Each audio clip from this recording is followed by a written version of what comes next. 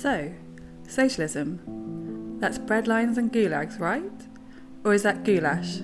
I always get those two mixed up. Or maybe it's Lenin and Stalin and cold wars and cold places, like Siberia.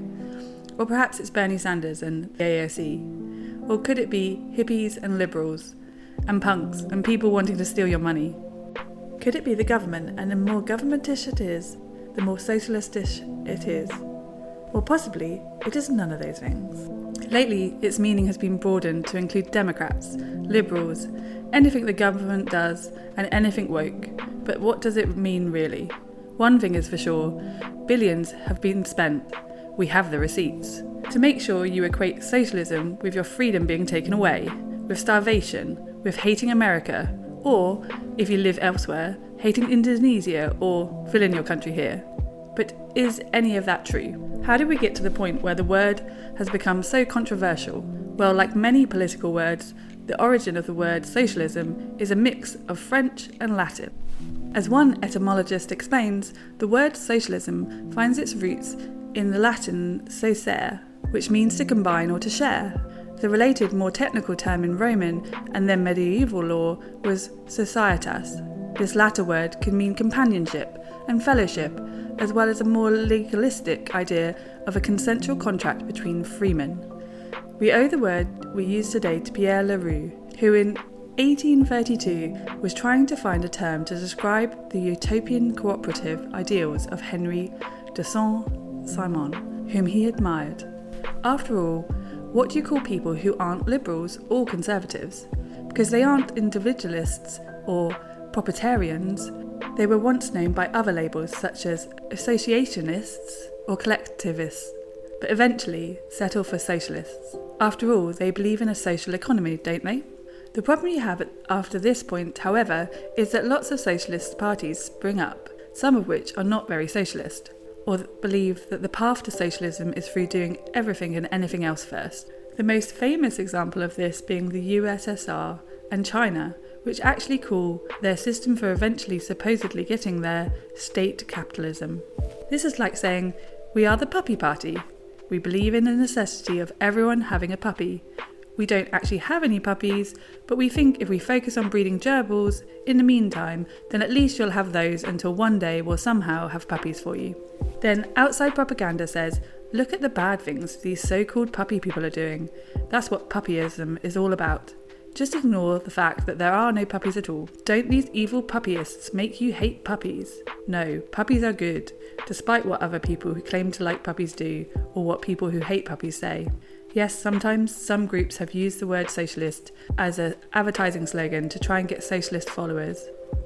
One particular German political party from the 1930s comes to mind, who admitted they only did it to get support and always really hated socialists, whom they killed off at the very first convenient opportunity. But it would be silly to base the meaning of a word on how it's been misused, mislabelled and misapplied, wouldn't it? Do we have to call the Democratic Republic of Korea democratic? Or even a republic, just because they say so? No, that would be silly. In the end, if you really want to know what socialism is, ask the socialist. Since I am a socialist, ask me. Firstly, I can tell you what socialism is not. It is not liberalism. In the US, it is not the Democratic Party, and in the UK, it isn't the Labour Party. Socialism is not governments either. There are non-state and anti-state socialists, so it follows that it is not the government owning everything. But since I already said it isn't government, you already knew that. Likewise, it is not authoritarianism. It's not about leaders, rulers, states, or parties at all. If you believed it was any of these things, you may have accidentally mistaken propaganda for truth. It's okay, it's easy to do, but now you know better, and needn't make that mistake again. But what about cooperatives, unions, welfare programs? Well, some of them may have been inspired by socialists and even contain some socialists, but they aren't socialism by themselves. So what is socialism? I won't keep you in suspense any longer. Here's the facts. Socialism is when workers own and control their workspace. That's it. If they do, it is, and if they don't, it isn't. As simple as that. Do the workers own their workplace? No? Then it isn't socialism, whatever it calls itself. Now I hear you say, or ask, that's not all socialism is it? Well, it is the basis on which socialism is built, but there is a little more to it than that. You see, when ownership becomes collective or communal, this isn't usually confined to workplaces, but also tends to extend to communities in which the workers live. This is because workers working for themselves will usually produce firstly or only for need rather than sale, so essentially goods cease to be commodities and workers have no reason to charge money for them. More complex production can take place through communities and workplaces cooperating, federating as it's called, but not based on producing a profit in a market for capitalists. So this leads to a universal entitlement to what people need, and even the ability to supply much of what people want, but with an accountability towards the human and environmental cost of production. So where does communism come into all of this? Communism is a kind of socialism. The words were once used interchangeably, but a distinction came later in which socialism tended to focus on the process of workers organising themselves and taking over their workplaces. And communism was the point at which this had been achieved to the extent that there are no more rulers, privatised property or even money. Oh, and by the way, anarchists are also socialists. At least most of them are, because anarchism is against all domination, including the capitalist kind. It is against all exploitation for free association and everyone's needs being met, so that people can truly be free to make the decisions without the fear of starvation. Now, socialism does and will always work whenever it is given a chance to. There are many examples of this throughout history. Unfortunately, because workers showing and sharing their power challenges the power and wealth of the rich and the governments that serve them, this one interesting thing will often happen when you try to live socialism. They will silence you, imprison you, overthrow you, invade you, or assassinate you, depending on whether you are an individual, group, or country. This has happened over 100 times.